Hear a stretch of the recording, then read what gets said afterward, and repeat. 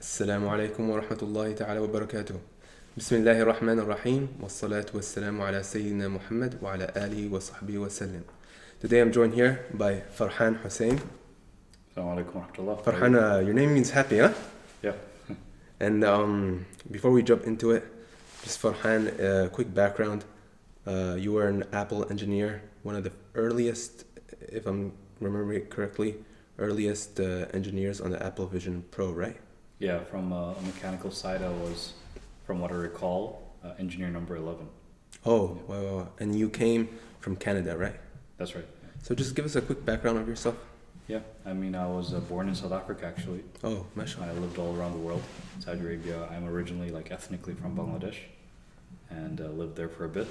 Then lived in Canada on the East Coast, so I'm an Atlantic Ocean guy, and I came all the way to the West Coast, to the Pacific Ocean, and I studied at the University of Waterloo for robotics engineering. Mashallah. And in terms of studies, all your university, high school on towards university has been within North America? About grade 10, yeah. Grade 10 onwards, I was in North America. Okay, so all, basically. Inside the United States, Canada. And then you came after, right, that was your first job right away? Out of university, yeah. But I didn't get it right away. I got it after several months of trying.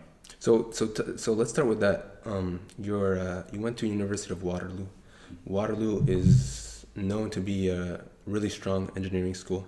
There's a lot of entrepreneurs, engineers that come out of there, and oftentimes they go to the American economy. Yeah. I think Chamath is one of them. I think so, yeah. And you're a fresh graduate. What's your mindset, and what are you thinking of? For me, personally, it's a bit different, I think. Maybe it's similar to others. I actually didn't know what I wanted to do out of school. Yeah. So during my last semester, I was actually a dishwasher at a Michelin star restaurant.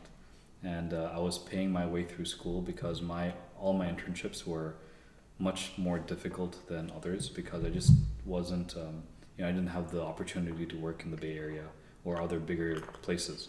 I got paid a lot less. And my last job was in the University of New Brunswick, which is on the East Coast, close to where my mom lives. Mm-hmm. And there I got paid minimum wage, and it's even lower there. It was like $8 an hour, something like that. And so it was just enough to pay for rent, not for school. And so I had to come back and had to work. And moreover, I worked because we have this final year design project that everyone does, fourth year design project that all engineers do. And I really wanted to put effort into that because I thought maybe this project can become a startup. And so we created this device, which is a disaster relief device, where it's like a watch that you wear, and it has this really innovative antenna that allows signals to be sent through concrete. So say you're in an earthquake or something, the building collapses. If you have SIM or a SIM card or something else, if you just go underground parking, you have no more data, right? Mm-hmm. But if you use FM radio just somehow gets everywhere because it's very long wavelength. And so our tests showed that it would work underneath about 5 to 10 meters of concrete. So we tried to, we built that and we tested it and we showed that it worked. And so I wanted to build a company out of that. And so... And you were already familiarized with the startup scene? Kind of, because Waterloo has Velocity, has a lot of startups that also do very well. A lot of them come to Y Combinator or come to the Bay Area and grow. Yeah. Right? They have a lot of famous case studies with Thalmic Labs that got bought out by Google. I worked there. There's Wattpad, I believe, which is kind of... that's like their accelerator? No, their accelerator is called Velocity. Okay. Yeah. And so, but Wattpad, I think, was a online writing kind of a blog kind of thing. And there's a few others. It's ClearPath Robotics is another really big one that got bought out very recently. And so we were all it's an innovative university. They want you to build things and not just go traditionally into either the academic path. They don't push for that. They're not like, hey, everyone go be professors. And at the same light, they don't say go and just do a job. One of my professors, his name is Professor Sanjeev Bedi. He would force us and really urge us to think of startups. He would say, you guys are going to work at Apple and then go build your own startup. So that's the mindset there. Okay. Yeah. So you're working on this project. And it was a summer project, or it was it was final year project, right? Yes, it was 8 months of nonstop working on that project. So I was working on it through the snow. You know, we have heavy snow there. Yeah. My beard would freeze up. We had like negative 30 degrees Celsius a day sometimes. So and then at the same time, I'm in the restaurant like washing, scrubbing Yeah. dishes. My hands would get like like Greasy, huh? no, I'd just be scrubbing dishes. Okay. And it was a Michelin restaurant, so there would be pans and plates coming all the time. Like there's no not a lot of stuff is pre-prepped, just like some sauces and stuff. Everything's kind of cooked on the fly. So I'd have these hot pans dipped into the water, and I'd scrub them in hot water and bleach and all this stuff, and so my hands would peel because of how like chemical it was. Yeah. And then that helped me pay for the stuff that I needed for my fourth year design project. And that project, what I was doing is I was trying to be I was looking at, okay, we have about 15 awards, 15 to 20 awards that we've given for this project. They're from like the best website, the best poster, most technologically interesting, people's choice, where people get to vote. I looked at every single one, and I'm like, how can I win as many as I can? Because I need the money so I can pay for university. Yes. That's it. That's actually my goal, was just to get the money so I can pay for like, pay off like the university and all this stuff. Right? Yeah. So I went about and I learned how to make a website. I learned how to make a poster, and the engineering posters, they look really, really awful. They look really ugly and all this stuff. I'm like, how can I make a more like elegant, beautiful looking poster that people come and look at, right? And then for People's Choice Award, I had a laptop on my desk, and I said, go vote for us here right now. Yeah. Instead of them like going on their phone, I'm like, here it is. I have the page open, vote for us right now, right? And so we did all that, and all my teammates they're all Muslims, and actually they're doing big things. One of them just went through Y Combinator. Oh, like, so we were a very strong team too, and we had a good amount of like complementary skills, mechanical design, electrical design, software. So it was a really good team, a good project, and so on. And so in the end, when the whole event was over, this is the kicker. It's interesting how Allah works, right? Yes. So at the end of the event, we were just packing up, and we were like all like sweaty, and like it wasn't hot, but just like we were running around doing all our stuff, and we're tired. It's 3 or 4 sleepless nights to prepare for this, right? And we're just sitting down on the floor in this main like kind of event hall area, right? And then the main coordinator comes to us, and he says, listen, I want to tell you guys something I'm not supposed to, but I think you should know. Each year, we give out these awards, but this year we had to make a new rule. And the rule is that each team can only win 1 award. Yeah. And that's because if we didn't have that rule, your team would have won every single award. Yeah.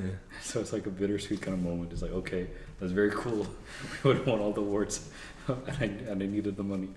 But it's also cool to know that we did it, and he at least told us, Yeah. And then the award that we did actually get given was the best award that we could have, or really anyone could have. It's called the Humanitarian Award.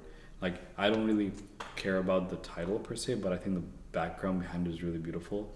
The man he donates the money every year, and it's about $2,000. Who was he? He was like some I forget his name. philanthropist or something? I think he was an engineer. Oh, okay. And his wife had passed away with cancer or something, and because of that, he donates every year and he chooses a project to give the award to that's helping some aspect of humanity that's kind of trying to help other people. Mm-hmm. And so he chose ours. Like he got to choose it. So unlike the other awards, which we could try to play the system and all this stuff, this man took it was his more time. organic. Yeah, he's like, okay, I saw all the projects. This one seems like the best for humanity, and that was very interesting to me. Where it's like, okay, these kind of projects that enable humanity somehow, those things really make me interested. Like, I'm interested in those because we have limited time, and we as Muslims or as humans or whatever, we have our own special abilities. So how can I use my special ability to just enhance just a tiny bit, some aspect of the world? Inshallah, through that, if I'm useful, I'll make money because people will pay me for helping them. But how can I use that like first element of being the most useful person I can be? And we know the hadith. Can you remind us like the hadith of being the most beneficial person? I don't know if you recall it, but like the best of you is the most beneficial. Yeah, there's something similar. Like, when you help the khalq, the creation, there's a lot of reward in that. Yeah. And okay, so you're done with bachelor's, University of Waterloo. Yeah. How do you go to Apple? Yeah. So then after I did all that, it was such a crazy time that's like one of the high points of my life of like just working really hard, accomplishing something that no one gave us any like instructions for. And that's something that's an entrepreneurial like mindset, right? It's like you are okay in the discomfort of not knowing what to do, and you just try and figure it out. But then after that, I'm like, okay, I want to build a startup, but no one wanted to invest in that project. I won't go into details, but essentially, when you're doing something like this, which is like a disaster prevention project, or like you want to prevent harm, people don't want to think that they're going to get harmed, so they don't want to actually invest in something like that. It's like sun cream. People don't want to wear it, but once they get burnt, they go and do whatever they can to treat it. So it's like a painkiller versus a vitamin. You might have heard of that, right? The vitamins, which will keep you healthy for a long time, if you keep taking it, it'll keep you well, but you're not that interested in it. But when you have a headache, you're going to go run for the painkiller. And so often they recommend you go build that painkiller product or painkiller solution or solve the painkiller problem, right? So people run and rush for it so that they can solve the problem. And if you build a vitamin, it's like a nice to have, and it's hard to pitch it to someone or like convince someone that this is the right thing for you. So that's what happened to that. And so from around March, May, something like that, after I finished university, till about October, that's how long it was for me to just like float around and like apply to jobs and all this stuff half-heartedly. I knew that I couldn't, there was something in me that prevented me from applying to jobs in Canada. Mainly because my parents are in the East Coast and I lived in like Toronto area, like the Waterloo area so long. I couldn't imagine not living either close to them or maybe in the Waterloo region. But no jobs came by, and I'm a mechanical engineer or a design engineer. Not a lot of jobs actually in Canada for that, and very low paying if you care about that. And so I didn't actually think about the pay, quite frankly. I just was looking for a job that was interesting to do design work for, but nothing was interesting. And I applied to whatever I could, but I didn't get any luck. But somehow, subhanAllah, I had 4 interviews at Apple during that time, from July, August, and September. So I came down to the Bay Area once to interview with 3 positions at the same time. And what's funny is one of those, I was 1 hour late to that interview because I had my time zone as Toronto time zone. Ooh. and it didn't update to this time zone, and I slept in, and I was that didn't go so well. So and what's interesting is during that time I actually saved up as much money as I could because they gave you a stipend. They flew you out. Apple flew me out. They gave me $300 per day for food, and I just saved that. I just went to like whatever local cafes, got something small to eat so that I could save it because I was trying to make up the money that I lost. No doubt. And then this is the Apple Limited. Do you want to hear the story of this interview? Okay, so this is what happened for the last one. I was actually done. I'm like, I'm not going to get Apple jobs. Like, who am I kidding? They were all in the same region of engineering, the 3 jobs? One was camera PD. So it's like for designing camera housings, lenses, and optics. For the iPhone? For the iPhone and all the future cameras. Okay. Like, almost every Apple product has a camera. Right. So it's like that team, there's a whole team dedicated to just camera design for Apple, for their custom cameras. Okay. And the other one was touch, 2 position for touch PD, where one was for, I think, the trackpad. So how the Mac has a really nice trackpad, and the other one was for the touch bar. So that didn't come out yet, right? The touch bar I don't remember if it came out by then or not, but I know it was for the touch bar. That's what they were telling me. So I think then it would have come out by then. Yeah. So anyway, this last one was this like kind of, they didn't tell me what it was, like PD, product design engineer. Yeah. I'm like, okay, this is a bit mysterious. Let's see. So I get a call from this guy, from the recruiter. It's like, hey, Farhan, do you want to work at Apple? Blah blah blah. What's your skills? All this stuff. And it was good. It was a good HR conversation. Then I talked to who became my manager. I talked to him, and he's like asking me these tough questions, design questions, so on. And I was like, okay, it went well. And then his manager, the director, he talked to me, and it went pretty well. And then the manager's like, okay, for you, here's a design challenge. I'm like, okay, what's that? Make a presentation on how you would redo something at Apple. So he gave me a specific challenge, and I had to redesign something for Apple and present to them on how I'd do it. So I had to create this whole presentation around how I'd do it, I'd recreate a design and all 3D modeling. I'd do calculations, do all the engineering behind it. It was Basically, a take-home task. kind of a take-home task for like about a week and a half. Okay. That's what I got. And so I did it. I sent it to him, and I used a cracked version of SolidWorks because like as a student you have nothing. I don't have access to anything, right? And it's too expensive. Now there's so many great softwares, but at the time like it was really I had to like grind, figure out ways to do this, right? So I sent it to him. He's like, cool, this is nice. We're gonna fly you over. And even this time, this is my like second time coming to California in my life.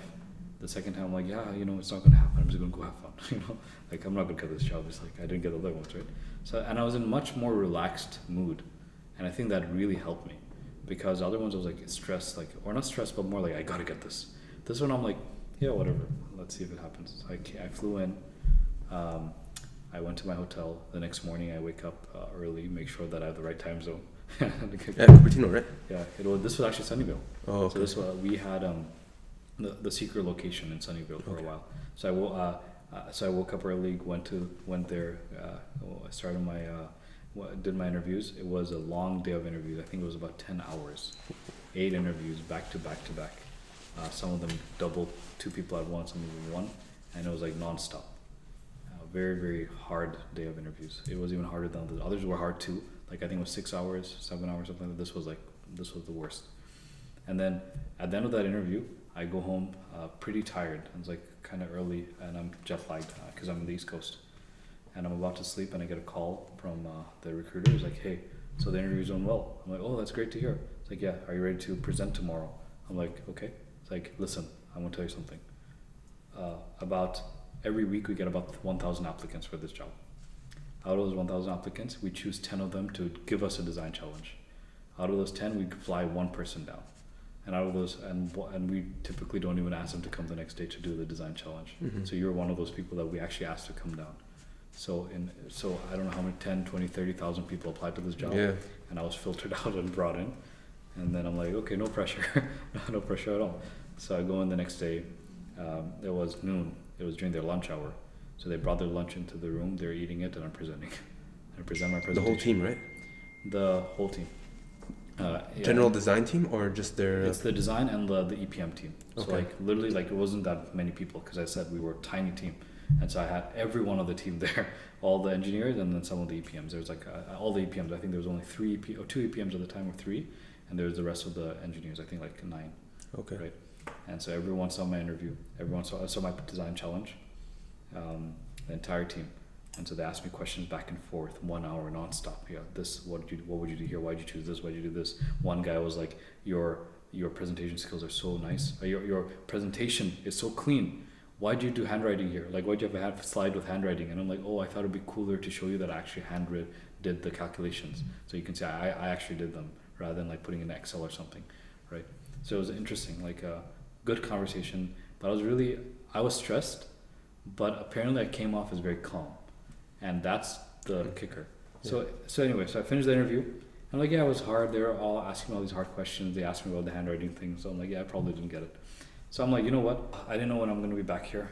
And I was like, okay, let me just go have fun. I have the $300. Let me go do something. There's a computer history museum. Let me go enjoy the computer history museum. And this is in 2016 or? This is 17. Okay. Right? So I walk to I take an Uber to the Computer History Museum right after my interview. And I go inside and I go walk through the halls of the history of how Apple made the iPhone. On 101, right? Yeah, the next to Google, right? Yes. Yeah. So they had the silicon, all that stuff. And I'm thinking, wow, this is very cool. I'm going through the history of Silicon Valley. Yes, yeah.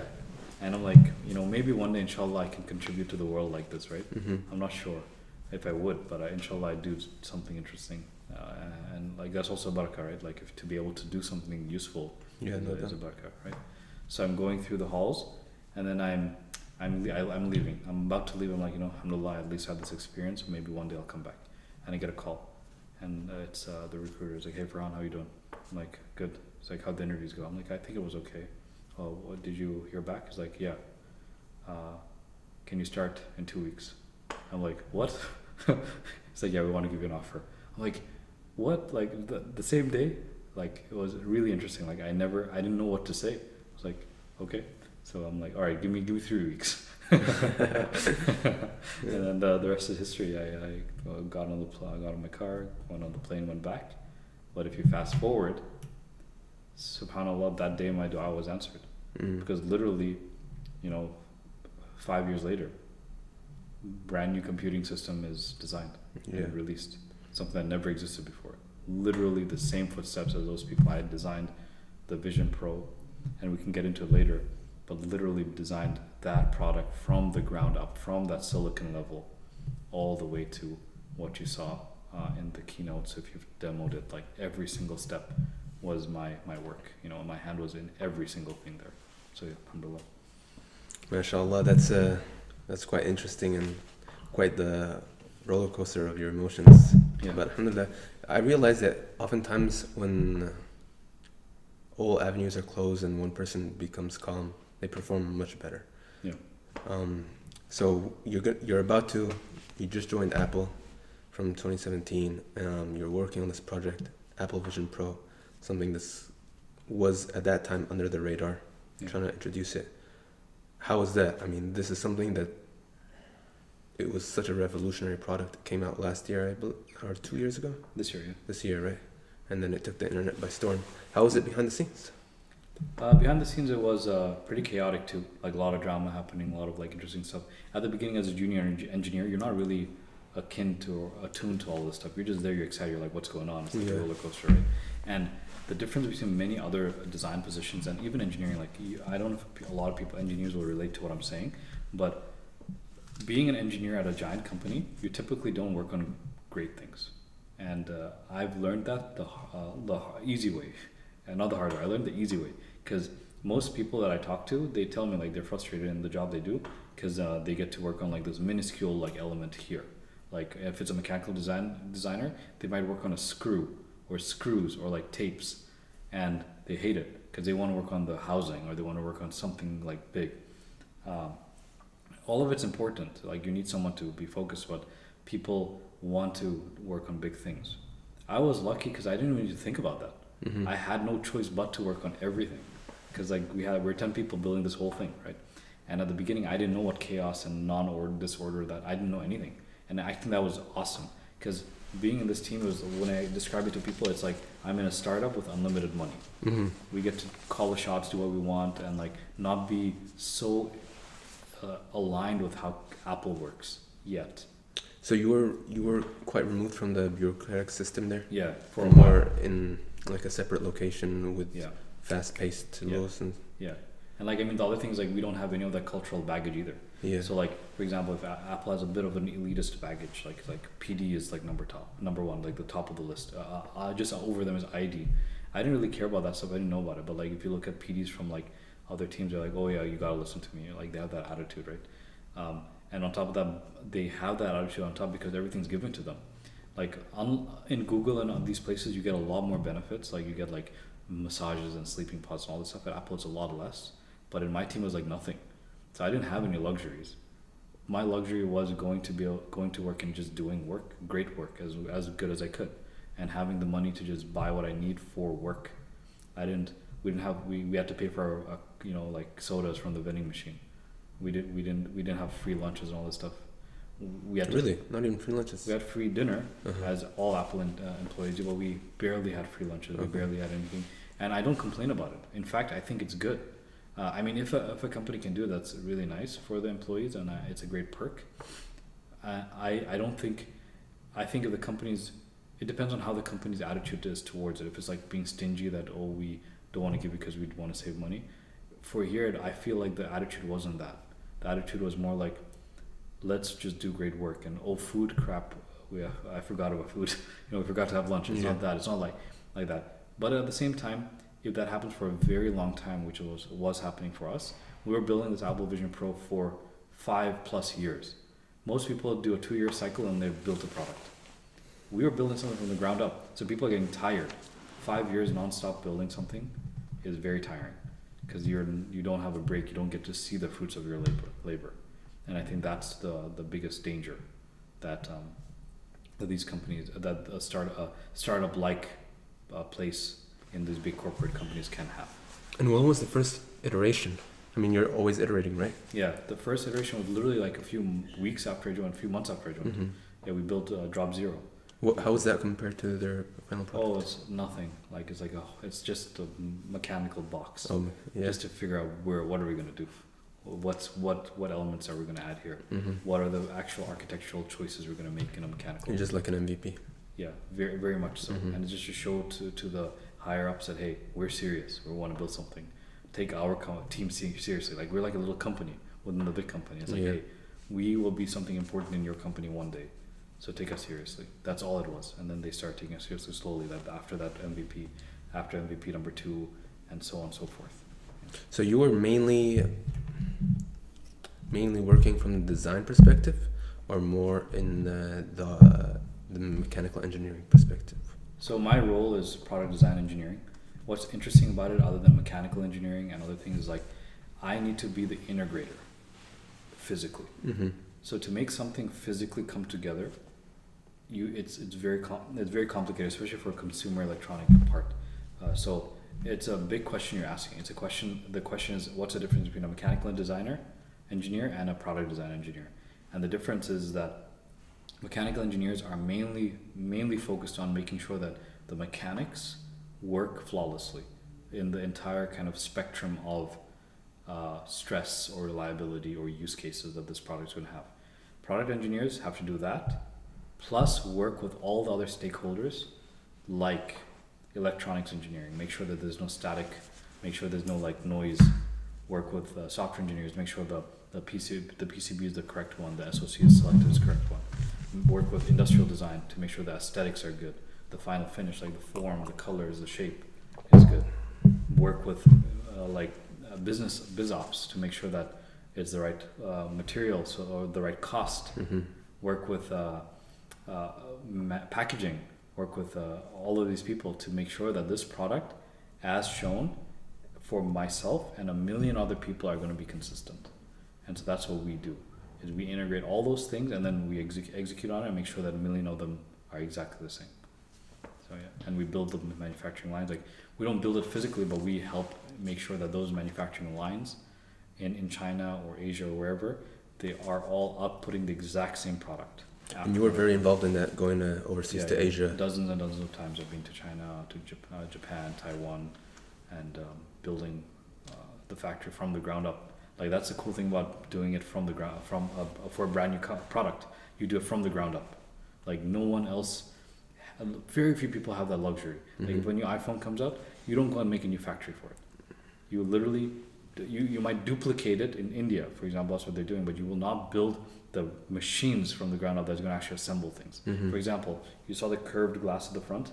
There's a whole 3D glue dispenser that has to follow the contours of the curve of the glass to like bond it to the housing.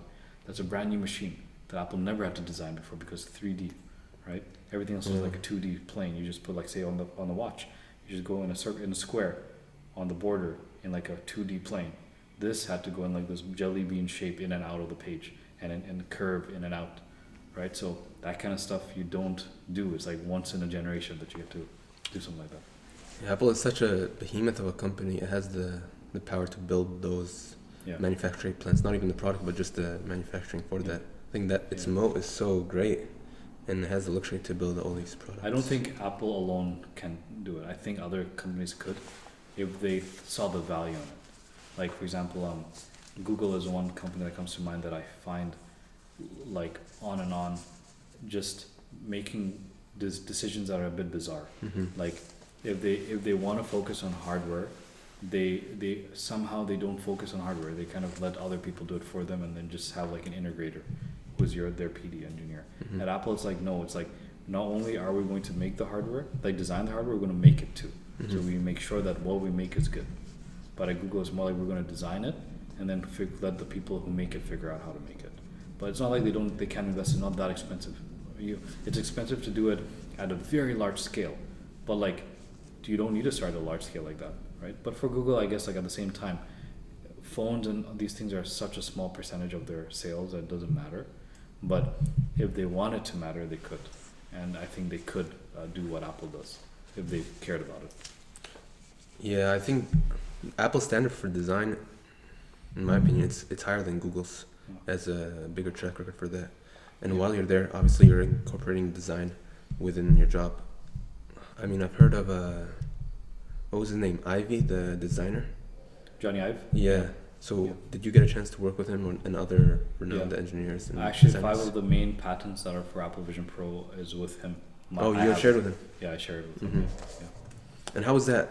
Like looking at his work habits, work schedule, Yeah. and learning from. Honestly, he was out of it by the time like I joined. He was left, basic- right? He left just around the time like, just 3-4 years before, 2 years after I joined, he left, and that's because I think he left because the design autonomy of Apple is going away. That's one thing I noticed, as that's one of the reasons I left too, is Apple used to be more of a design-led company, and now it's more of an operations-led company. It's not like a secret anymore. Now, whether for good or bad, I'm not arguing that, but for someone who like me, who's a mechanical or product design engineer, there's literally design in my name. I'm not a product operations engineer. So with that in mind, the design is kind of more and more, less and less important, and more about operations, how to make it cheaper, more efficient, and all that. And it makes sense. Apple needs to make more money. They have more. How do you make more money when most other people buy iPhones? Yeah. By making them cheaper, right? Something like that. You see, or increasing the lifetime value of your customer by making them come back, which is more marketing or something else, right? So, yeah. Do you think that leaves space for these new startups to kind of fill in that gap for design that Apple's letting down? I think so, but I think what's happening as well on top of that is design companies or like design studios are less and less. They're just copying Apple. Yeah. You don't they're subtly just Apple products again. So for example, we heard about Humane. I'm not going to go into like all the details of it, but It's the pin, yeah. just the AI. The AI pin, yeah.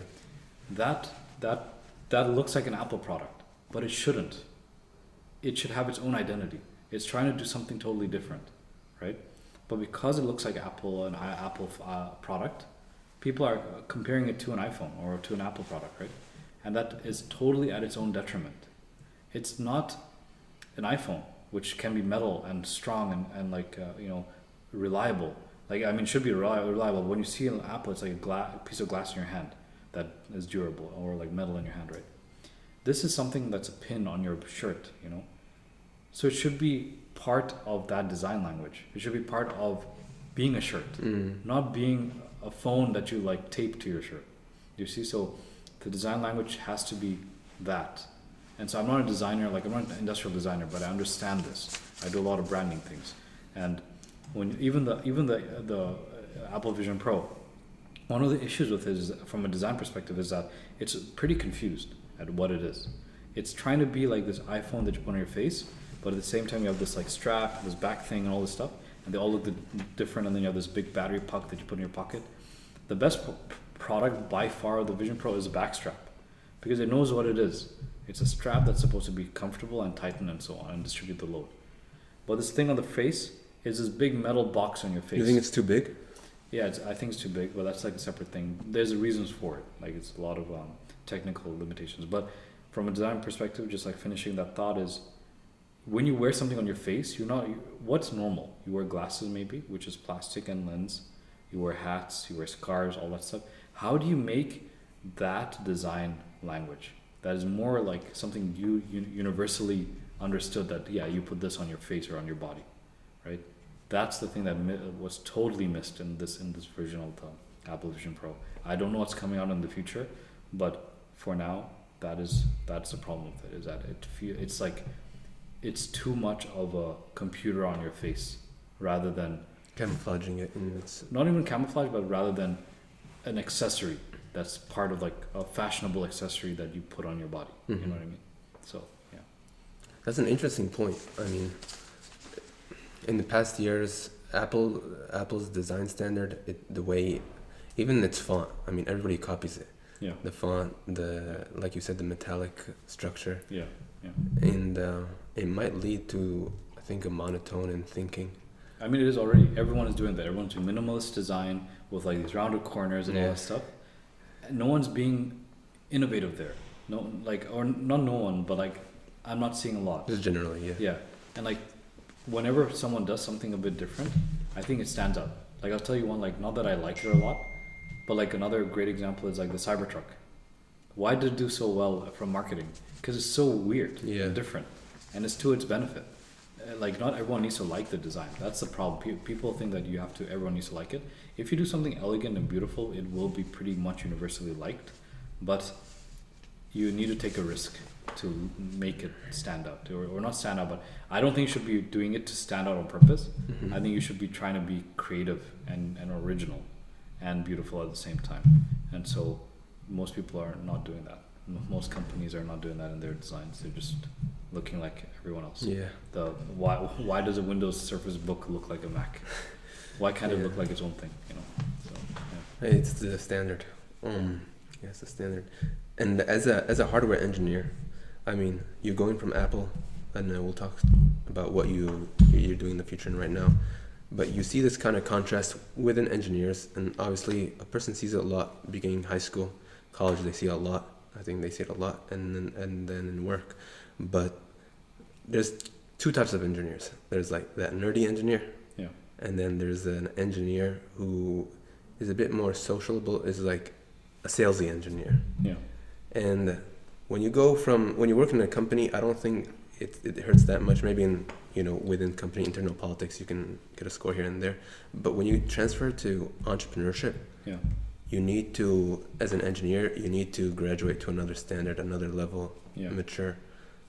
You've seen that personally, and have you seen that contrast? So I wouldn't say like another level, because that makes it seem like engineers are at a lower level. Because I think engineers need another ability. Yeah, you have to grow like parallel, or you have to go not parallel, so you have to go like laterally. Because like in a company, you're going to grow vertically, and you're going to become a really good engineer in that company. You're going to become a great manager for like Meta, but you're not going to be a good manager for Apple. That's one of the dangers of being in a company for a very, very long time, is you become amazing at that company. You know how to play that company's game, but not other things. So you have to remember that if you're going to take a long time, you're going to stay in one place, no problem. It's actually not a problem to stay in one place if you love it. I think there's this weird notion that you got to keep moving around. I think if you're there, if you're happy, if you're stable, if you have like, your income going up over time and all this kind of stuff, all power to you, right? You play the game, win the game, and become like a VP high level, go be a huge contributor there. But if you are like me, who prefers to be lateral and fears being monotonous in one place, and honestly, one other thing is I'm late to the game, Apple game, where like if I joined like 5 more years ago, I would have like crushed it, but I joined too late. Apple's too big of a company for me to make a mark like that. So, but to answer your question, what's the biggest thing, the difference between like an entrepreneurial thing and an engineering mind? I'll say this, my friend, he says it. His name is Zishan. He has the best quotes, but this is like probably one of the best, which is engineers, from an entrepreneurial lens, engineers are too smart for their own good. And that is one of the biggest things, the most difficult things that I've had to I'm still learning to do as an engineer, is how to stop being too smart. What does that mean? That means that as an engineer, most of our focus is about perfecting and de-risking things. We need to make sure that the thing that we design is not going to hurt anyone, not going to crash, not going to break. But an entrepreneur needs it to break, and break fast and quickly, and needs to take risks so that they can figure out what works. They don't have the luxury of perfecting because they don't know what to perfect to begin with, right? You perfect a lot later. At the beginning, as an entrepreneur, as a startup, you got to try and figure that out. And that's one of the hardest things to learn as an engineer, because we're just so scared of trying. I would say even in the engineering realm, they grow up through school. Engineers are normally really good students, and they follow the system really well. And they're within the system. And once you become an entrepreneur, you have to be scrappy. You have to think. Not normally. Figure it out. Just figure it out, and just do it, and then reiterate. Do it and reiterate. A lot of action rather than theory. And but once an engineer figures it out, they become a really, really durable person and really strong. And I think why it works really well for engineers is because to become technical, it takes a lot of training and work and effort, and a lot of specific training, and a lot of experience in that field. Whereas an entrepreneur, sales, other things, It also takes training and practice, but it's a bit more versatile. You don't need to be the most intelligent person in the world to do a sales job, right? You need to be very good with people, and it's a more people skill, but you don't need to go hit the books and study and like practice the math and all this stuff, right? And like be very like get that technical knowledge that only comes through like academics. And I think that's one of the one really big thing for technical people. And what this reminds me of is like when I watch one of the YC conversations of how to become are you a technical founder? Watch this. Non-technical founder, watch this, right? And if you notice they kind of lean into like they seem to really like technical founders because like we can teach you the business skills, but we can't teach you the technical skills. If you have the technical background, you can figure it out. But if you don't have it, then it's going to be really hard. You got to find a technical founder to do it with you, and that's one thing that's an advantage, though. Yeah, being a technical person, yeah, exactly. If you can break that kind of like barrier in your mind of like being too smart, you can really do well. Yeah.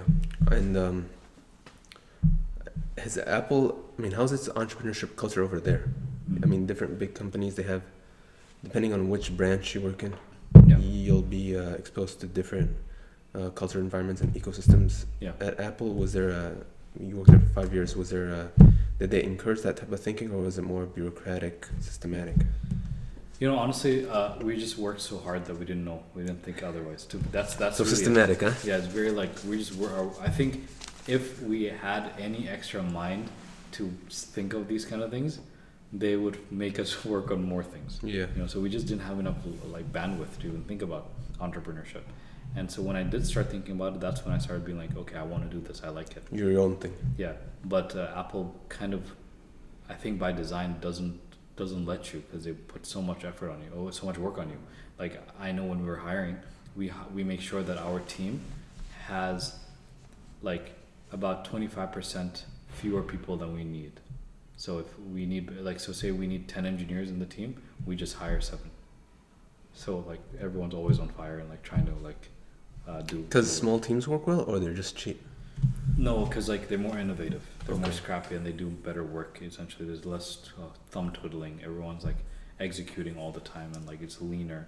Even like if you have the more people you have, the more like kind of conversations you need to have before decisions are made. Actually, that's a great point. One of the things that's really good about startups and small companies, and like even at Apple on this team, was the bureaucracy was so little, because we had few people and decisions could be made very quickly. We just made it, or we just trusted each other. But by the time I left, we had almost 200 engineers. In just PD. Just PD. And so to get from 10 to 200, right? Yeah. And to get anything done, it takes weeks instead of like a couple of days. And so that's one thing that I don't know if startups understand. Like being small is a huge advantage. You don't want to get big. You want to be like, it's not about the money. It's just like how quickly things can get done. You think hiring like a whole bunch of people is going to make it? No, it's going to make it way harder, because there's all this bureaucracy that's going to come with it, and people are going to be gatekeepers. Unless you can instill a culture of let's just solve the problem and forget about like your ego, which is very hard. It's not an easy thing to do, because we're engineers. Our ego is very high because we need to be proud of what we do to make it work. So yeah. I was looking at that. I saw it's a rise of startups. They're embracing this culture that you definitely don't need a scale. I know teams of 10 or 14, and they're making at least 10 million. And it's possible once you figure out the systems. In the beginning, you have to be a bit scrappy though. Yeah. And then the more people you have, it's just like you said, more conversations, more time, and I think startups. Seed and Series A, they're starting to understand this really good.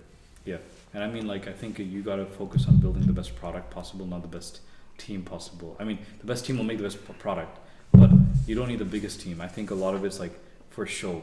It could be for show. It's like, look at the amount of people we have in our company. Look at how much we've grown. Look at how much money we've like collected from investors. Right? That's not business mindset, right? Business is to make a good product that solves people's problems and people want to buy. So we'll focus on that, and then you figure out who you need as time goes on to fill in the gaps of your team. So that's it. So when you're making the switch, you decided you're leaving Apple. Was there someone or some stories that kind of inspired you? an engineer of a similar route that you got inspired by that you want to take a road in entrepreneurship? That's a great question. The only thing that comes to mind are like people like, Steve Jobs himself. He wasn't like an engineer per se, but he just went out and did what he thought was right. Then Tony Fadell is another one that went out and like he was an engineer, one of the early iPod engineers, and then he made Nest. He has a really good story. Dyson, actually, Dyson comes to mind. Dyson was, He passed away, right?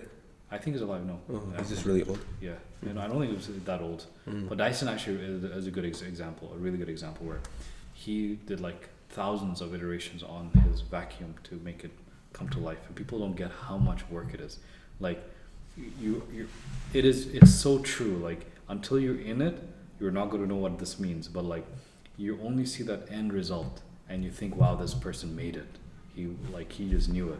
But the amount of iteration and work it takes to get to that final perfected design, and even that is still not perfect. It's not the highest quality you'd like it to be, but it's good enough. But that was really inspiring. He comes from an industrial engineering background. He's from England? He's from England, yeah. Or from UK. I don't know England exactly, but UK. But yeah, like it's just awesome stories of like just going in his garage, like putting his house up for like Mortgage. to make the money, to have enough money, and then go build. And honestly, that's similar to what I'm going through right now. Is like I'm risking a lot of stuff trying to build the companies that I believe in, because you don't have many shots to do it, and you got to take it when you have it, and just I think from a Muslim perspective, to have tawakkul. Like if it's not going to work out, it doesn't work out. That's not the point. The point is to try, and if Allah wants it to happen, it happens. But just do your effort, and inshallah, great things happen to you. Inshallah. Speaking on that point, what are you working on right now? Oh man, like honestly, like I'm ashamed to say how many things I'm working on, because I think one of my things is that you gotta focus. Really, like you gotta focus on one or two things. But maybe if we have this interview from now, like 3 months later, even 6 months later, it'll change. But like what I work on is the longest thing that I worked on right now has been what I call noble crafters, and I don't have it with me, but I should have brought it. But it's basically a magnetic notebook and pen. It's a little notebook that you put in your pocket and have it with you all the time, so that you can write down things instead of like reaching for your phone and typing notes and stuff. Like imagine, let's imagine this conversation. You're taking down notes. Yeah. Okay. It's so weird to type on your phone, even if it's like genuine, like you're actually not distracted by anything, but it looks weird. Versus writing down notes, you feel like this person's focused. It's much more natural. Yeah, I don't know why, but that's just how it is, right? So I built this is a very simple product: a notebook and a pen with a MagSafe that goes on your phone, lets you carry it wherever you go. It's like nice and protected, so you can put it in your pocket, you can throw it around. It's going to be really strong. The paper's not going to get ruined. Your ideas can stay there. And we did a Kickstarter. We raised $30,000 on Kickstarter, and we've had over 550 sales. I've finished all, fulfilling the Kickstarter just a couple months ago, and now we're looking at corporate orders, larger orders, and we're seeing what we can do there. Do we expand the product line? Do we focus on this one itself? Do we fix the problems in V1 and go on to V2? That's one of the main things I'm working on. And the second thing is more of like I wouldn't say stealth, but I would say like it's kind of like down low, kind of being formulated more, and like we're pitching now. But it's something I really am excited about. If it does work out, it's called Grassroots, and it's basically in a nutshell, how can we reuse the natural fibers that are normally thrown away, like grass and leaves and other things in our society, that could be reused for other products, namely paper products. Can we reuse grass? Can we reuse paper? Can we reuse like trimmings from like plants and all that stuff to create paper material, so that we can so that it's less waste in the environment and like less like thrown away? Because literally they're growing right here. Right. Could we just collect it and sort of farm the trees and like cut them down? And I don't have anything against like using trees, but it's more like there's doing what we have. Yeah, we have so much abundance of all of this stuff. So much is collected. So much is just thrown away. Why not just collect it and use it again? Yeah. And many countries are trying to do this very effectively. Like in Europe, they're doing one with leaves, specifically with leaves. And so we're like thinking, what if we just make it like universal? Like, what if we use grass and leaves and like trimmings and like farm waste and all that stuff. Like, how can we use as much of that as possible and create as many kind of either paper products or other products out of these natural fibers as we can, because we have great technology now. We can use AI to help with some of that, machine learning, computer vision. How do we use it? You can detect what's the right material. You can detect impurities. You can figure out what formulation of like natural fibers can be used together to be a better final product, right? And then manufacturing processes, like we have so many advanced manufacturing processes now that can process these materials in a much cleaner, better way for the environment that we couldn't do before. So just revisiting making paper or paper products again in our modern day, and considering how we could use our byproducts to do that more effectively. You know, when you're thinking about these ideas, particularly grassroots, I would say it's more of a disruptor than noble crafters. Yeah. I think idea formulation, when you're thinking about that, was your tactic just to see what's basic and something that we as a current generation may be heedless of, or how did you come to that creation of the idea?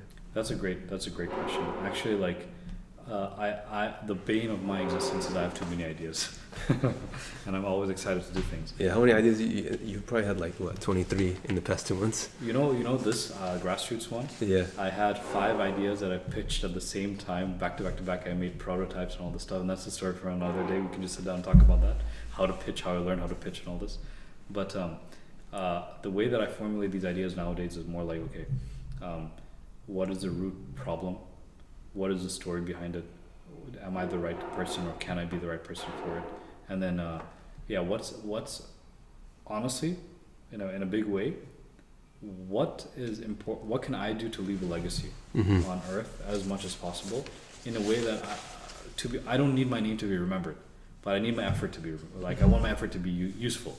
I want it not remembered per se, but like I want, like, from an Islamic lens, I want Allah to know that I tried something good, and I want Him to mobilize me in what I'm good at, and do whatever I can in that way. So when I look at an idea, it's like, okay, am I the right person to do this? You know, can I make a big difference from even an Islamic lens? And as a Muslim, am I going to be proud to work on this, and proud to go in front of Allah and say, I worked my life on this thing, or these many years on this thing, and it was for you and for like the rest of our ummah, the rest of rest of humanity, that is like something valuable. So somehow grassroots came to light, where I saw the Leaf project, right, that another company did, and I loved that someone else was doing it in another part of the world. And I was thinking, they're doing it, and they do it for this specific thing. What if we did it here? What's preventing us from doing it here? And on top of that, how do we put our own twist on it that improves on their idea, right? And then maybe one day I can collaborate with them, or maybe we compete and make the best, make sure that we're the best at what we do.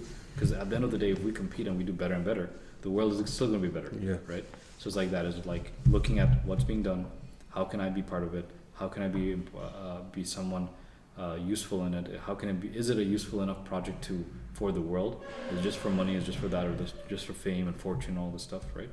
And then at the end of the day, if it's very valuable and useful, I'll earn money anyway, because people pay you for solving their problems, right? Right. And I think going from a business and other technical side is diving into that industry really deep. I went to paper manufacturing plants. I talked to people. I talked to those people who made the Leaf project. I'm from the East Coast. We have one of the biggest paper manufacturing in the world, right? So I talked to them, and then finally, after all that was done, it's like, what's the market size? Will paper go away? Like, will AI take over paper one day or not, right? Yeah. And paper is here to stay. People are going to use it forever, for books, for packaging, whatever it is. Right. Like that kind of natural fiber. You're going to use it till the end of humanity, I think. So working on something that'll be around and will always be there, and like just adding something new to it is very interesting. So that's a really interesting contrast. I mean, from going to working on the barrier on the front, the Apple Vision Pro technology that's, in my opinion, can be if someone wears it in the subway, is quite detrimental to them. Just watching, versus something that's more in touch with the natural world. Yeah. And you see, I would say, there's so much attention being brought in on AI technology that some people may overlook these simple things. Yeah. That even by that way of thinking, we could have forgot our ancestors' way of doing things. Yeah. Just simple ways. I remember you were talking to me about, let's think of ways that has worked before. Let's start right. I remember you were telling me earlier that a good way of, generating ideas is, what's an ancient way of doing things that has been forgotten now. Yeah. And you're digging up gold mines that have been forgotten. Yeah.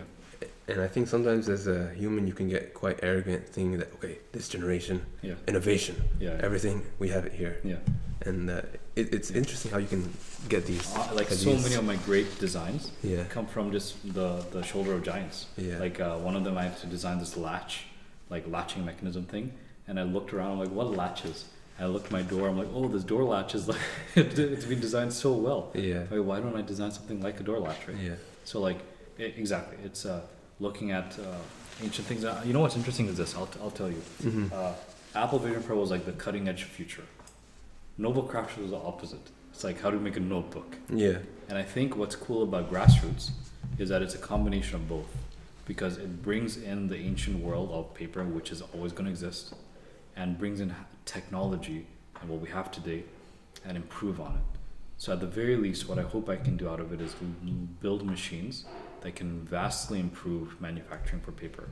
So whether it's reducing the cost, reducing waste, reducing energy consumption, reducing water consumption, so that we are more conscious of how we're building this material, because we need it. We're going to deliver things on all around the world forever. Right.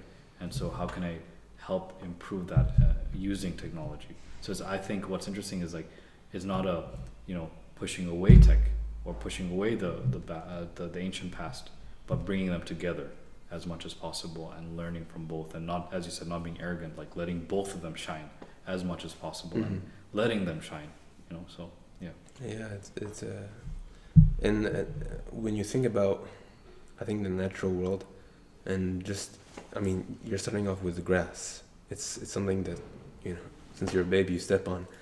And how many other things, I think the biggest ideas in the future might be in this category of sustainable environment and the world. The climate, they're trying to push for a lot of ideas in the climate with sun and water.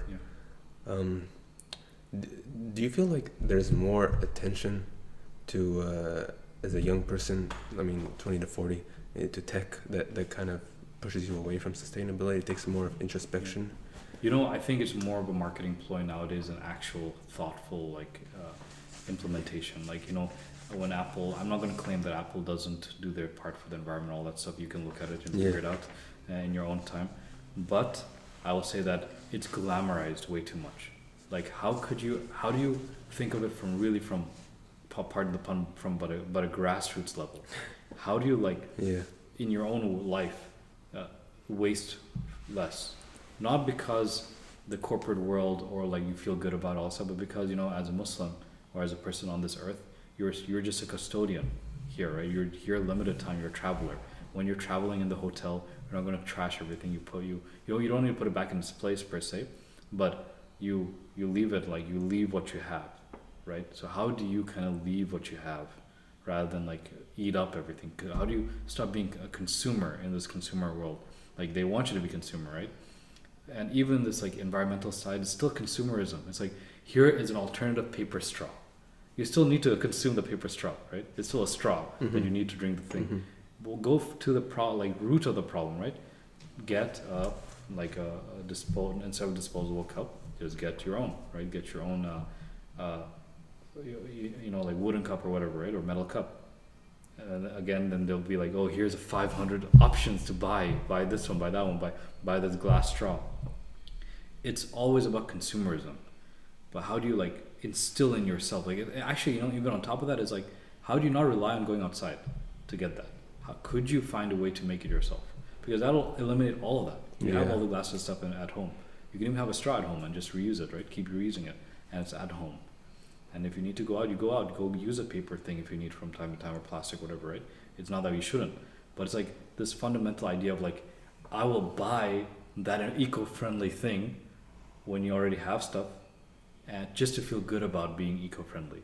It's like, it's twisted. Everything, I feel like all this stuff is just marketing and business and all this stuff, like just to say, hey, look, to make you as a human, because humans want to feel good about something, feel like honorable and all this stuff, because it's on our nature. We want to feel like we're doing good for the world.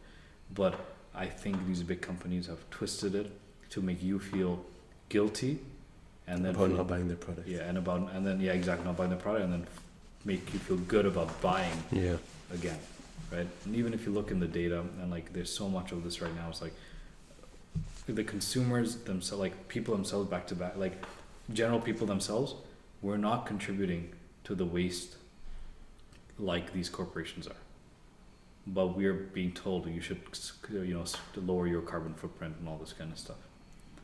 And so think about that. Like if these big companies look at what they're doing, it's still our fault that they're doing it because we're still buying their stuff, right?